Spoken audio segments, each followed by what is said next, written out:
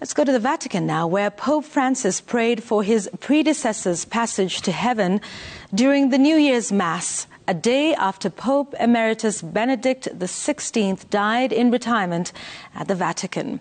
The Church's traditional day of peace was overshadowed by the passing on of Benedict XVI. Pope Francis presided over the New Year Mass at St. Peter's Basilica, where the body of his predecessor lies. Emily Chabet reports.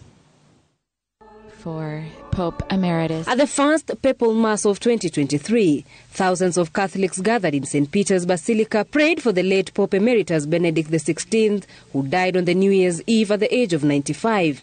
85-year-old Pope Francis, who arrived at the church in a wheelchair, led the congregation in marking the Catholic Church's Day of Peace. The Pope briefly departed from his speech that was centered on hope and peace to say loud prayers to his predecessor. Today we entrust our Blessed Mother, our beloved Pope Emeritus Benedict XVI, so that she may accompany him in his passage from this world to God.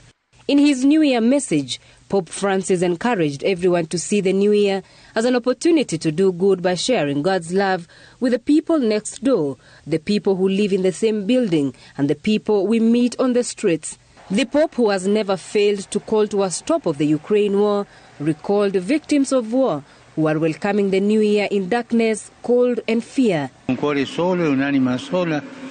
this day, which St. Paul VI wished to dedicate to prayer and reflection for peace in the world, we feel even more strongly, intolerably, and contrast of war, which in Ukraine and other regions sows death and destruction. Yet we do not lose hope, because we have faith in God, who in Jesus Christ has opened for us the way to peace.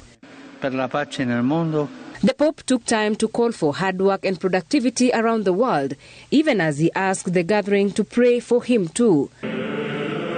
St. Peter's Basilica, where Francis presided over the mid-morning New Year's Mass, will be where Benedict's body will lay in state for 3 days, starting Monday, to allow faithful pay their last respects before his burial on Thursday.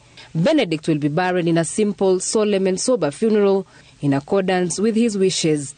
Emily Chebet, Citizen TV, Nairobi.